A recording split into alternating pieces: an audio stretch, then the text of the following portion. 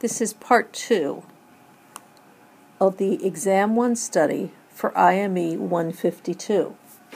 In part 1, we went over the information from the chart of accounts given, commented on whether or not they're an asset, liability, owner's equity, revenue, expense, etc., and whether they normally have a debit or credit balance. We also reviewed the entries through January 4th. The next entry to review is January 6th. Bought snow supplies, $350.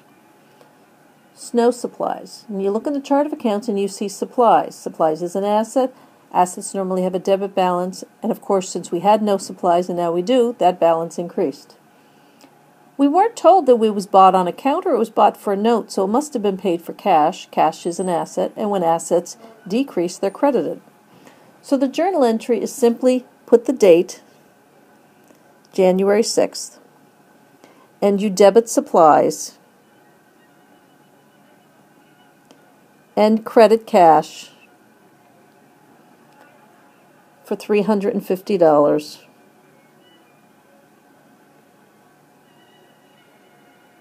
Your explanation can be snow supplies,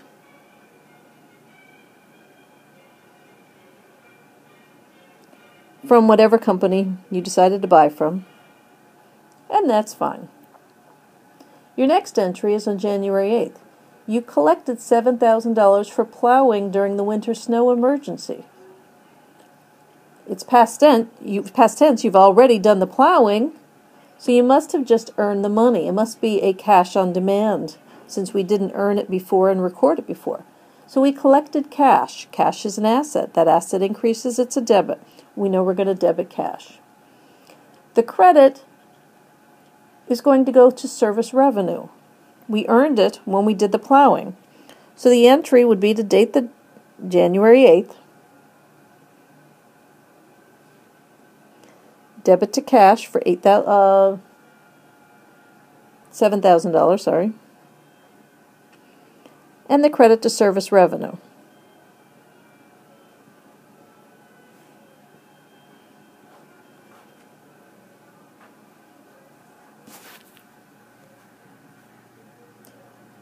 And your journal entry, make sure to have an explanation. The next entry is on January 12th.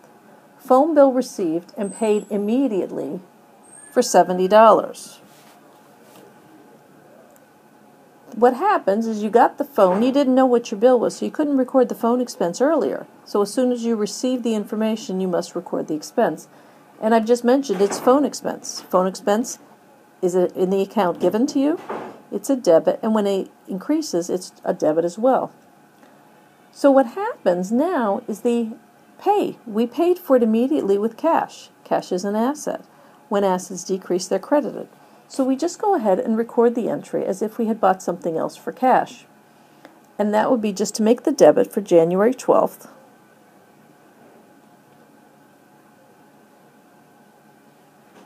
And the debit would be to phone expense.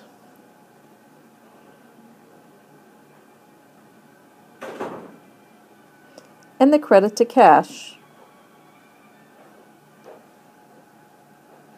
for $70.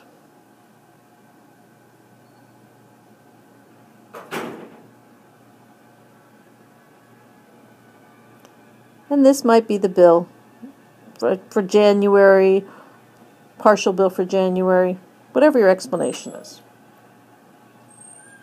On January 20th, the next entry is that you billed for plowing fees of $6,500. So you must have done the work, and you're billing your customers. So if you're billing your customers, that's accounts receivable. You will receive it. That's an asset. When assets increase, they're debited. You're doing this for the revenue you've earned. You have earned the money. So it's service revenue. That is a revenue account with a credit balance. And when that increases, it's a credit. So your journal entry is simply to make the date, January 20th, debit to accounts receivable, and a credit to service revenue.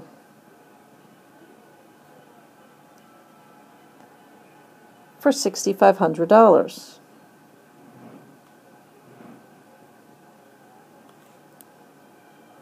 You might put in your explanation, sent invoice 125 or whatever the number might be, or where you sent the invoice. Something to explain that you're sending out a bill and recording your revenue.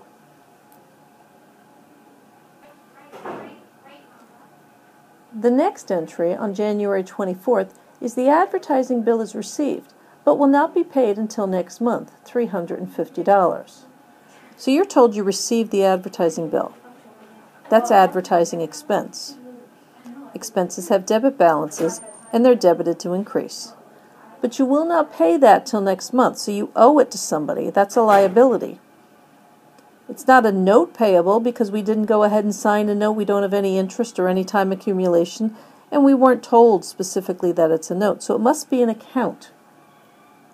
The liability on your chart of accounts is accounts payable.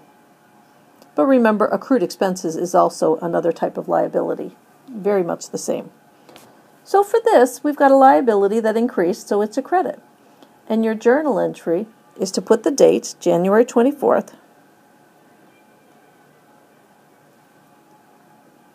to go ahead and debit advertising expense,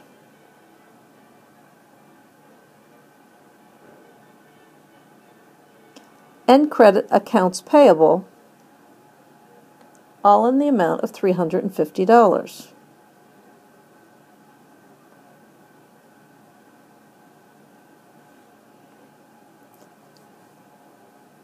You might go ahead and say where you bought it in your explanation. Your advertising was from Zebra Communications.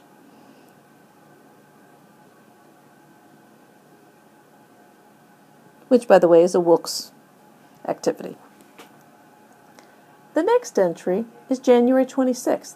You paid salaries to employees of $1,800. You have salary expense. It's a cost of doing business. It's an expense. It's a debit balance. So you've got that as your debit. You paid it in cash. You didn't owe them.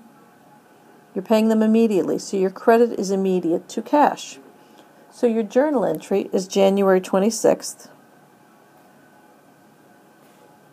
Salaries expense. And your credit to cash in the amount of $1,800.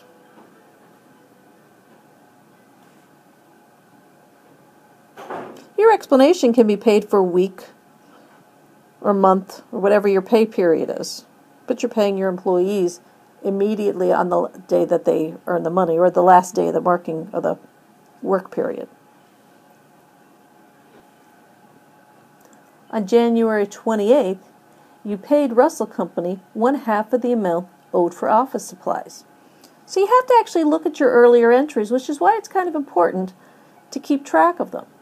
And you'll see that on January 4th, you purchased equipment for $6,000. So if you paid them half of the amount, you must have paid them $3,000. We didn't sign a note on that. We put that right in accounts payable. So accounts payable is a liability. Now our liability has decreased. It's gone from $6,000 to $3,000. And when you decrease the liability, you debit it. And I paid them with cash. Cash is an asset. And when an asset decreases, I credit it. So my journal entry must be to debit for the date, or excuse me, first put the date of January 28th, and my debit to accounts payable, and my credit to cash for $3,000.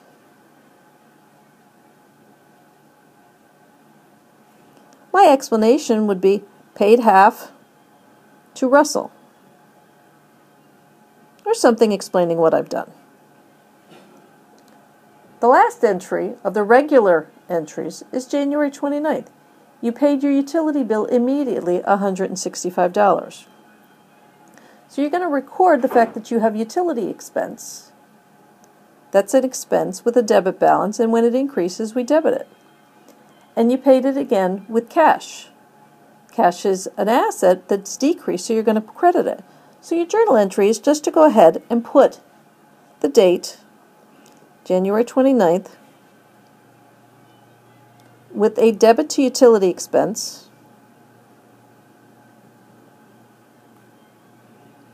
and a credit to cash for $165.